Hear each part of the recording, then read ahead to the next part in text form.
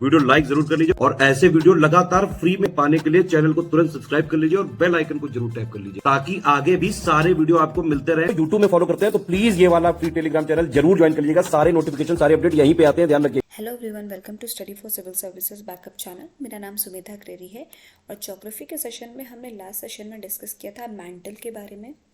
Mental में हमने क्या जाना था कि मैंटल में मोहू डिसकंटिन्यूटी होती है आपकी अपर मैंटल और लोअर क्रस्ट के बीच की डिसकंटिन्यूटी। ठीक है, मोहू डिसकंटिन्यूटी क्या होती है? जो आपकी अपर मैंटल और लोअर क्रस्ट के बीच की डिसकंटिन्यूटी होती है। ठीक है, उसकी वजह से क्या होता है? चेंज हो जाता है डेंसिटी ऑफ रॉक में। इस डिसकंटिन्यूटी को रशियन साइंटिस्ट ने डिस्कवर किया था जिनका नाम था ए मोहोरोविसिसी 1909 में। इन्हीं के नाम पे ठीक है क्या पड़ा इस डिसकंटिन्यूटी का नाम? मोहो डिसकंटिन्यूटी। ठीक है, हमारा जो मेंटल, हमने ये भी देखा था कि हमारा मेंटल लगभग 3000 किलोमीटर मोहो डिसकंटिन्यूटी से नीचे डेप्थ में है। कितना? लगभग 3000 यानी 2900 किलोमीटर। वॉल्यूम मेंटल के 83% ज़्यादा होती है अर्थ के वॉल्यूम से और मास 67% ज़्यादा होता है, 67%। इस तरीके से हमारा जो है क्रस्ट कंपोज होता है किससे? सिलिका और एल्युमिनियम से। उसी प्रकार हमारा मेंटल कंपोज होता है सिलिका और मैग्नीशियम से। इस वजह से इसको क्या बोलते हैं? साइमा बोलते हैं। ठीक है, इसके 3 बेसिक लेयर्स होते हैं जो है 200 किलोमीटर तक मोहो डिसकंटिन्यूटी से पहला लेयर, 200 से 700 दूसरा, 700 से 2900 यानी एंड तक तीसरा लेयर।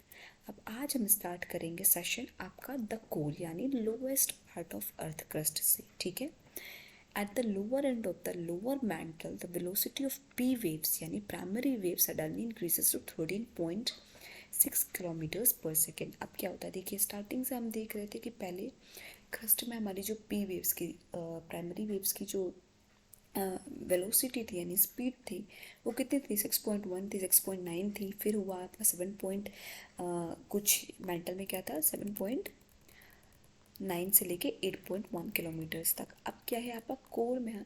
क्या हो गया? ये वेलोसिटी इंक्रीज होके 13.6 किलोमीटर पर सेकेंड, 13.6 किलोमीटर पर सेकेंड की स्पीड से आपकी प्राइमरी वेव्स यानी प्राथमिक तरंगे मूव होने लगती हैं। ठीक है, ये क्या शो करता है? ये change in density of rock show करता है।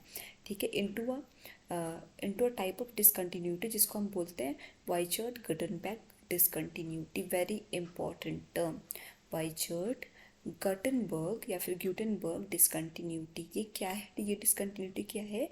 जो हमारी डेंसिटी, रॉक की डेंसिटी में चेंज आता है, सडन चेंज आता है क्या? Resulting into a type of discontinuity. अब क्योंकि हमारे जो प्राइमरी वेव्स यानी प्राथमिक तरंगे उनकी स्पीड बढ़ गई, वेलोसिटी बढ़ गई, उसकी वजह से क्या होता है? एक सडन चेंज आ जाता है रॉक के डेंसिटी में।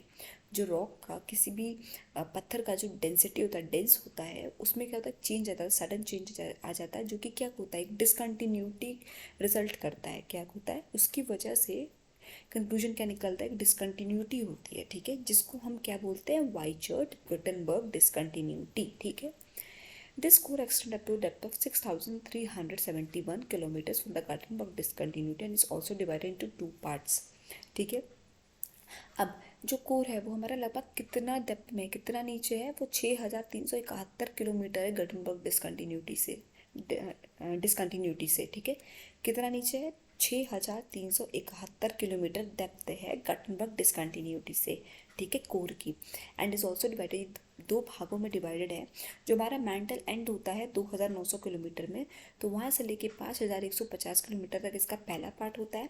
फिर 5150 से 6371 यानी 6371 किलोमीटर तक इसका दूसरा पार्ट होता है। ठीक है, इन पार्ट्स को क्या बोलते हैं? आउटर कोर और इनर कोर। जो हमारा पहला पार्ट होता है यानी 2900 से यानी मेंटल के एंड से लेके 5150 तक उसको हम बोलते हैं आउटर कोर। उसके बिलो 5150 से 6371 तक हम बोलते हैं इनर कोर।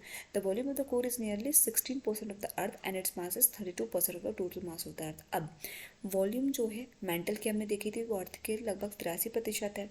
इसकी वॉल्यूम कितनी है? लगभग अर्थ के 16%। और मास हमने देखा था कि वो 67% होता है मेंटल का अर्थ के कंपैरिजन में, पर आपका कोर का 32% होता है total mass of the earth के कंपैरिजन में इसका मास। ठीक है, Though some silica is found in the inner core, yet its main constituents are nickel and iron, so it is known as knife. अब हमने क्या देखा था, कोर को क्या बोलते थे हम, साइल बोलते थे, जो कि सिलिका और एल्यूमिनियम उसके मेन कंस्टिट्यूएंट थे।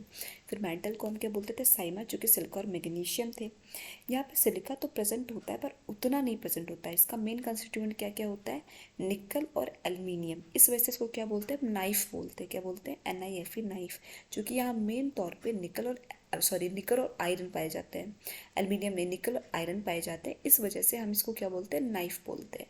ठीक है, सिलिका और एल्यूमिनियम आपके पाए जाते हैं क्रस्ट में, सिलिका और मैग्नीशियम पाए जाते हैं आपके मेंटल में, और कोर में आपके निकल और आयरन पाए जाते हैं। ठीक है, इस वजह से इसको क्या बोलते हैं, नाइफ बोलते हैं।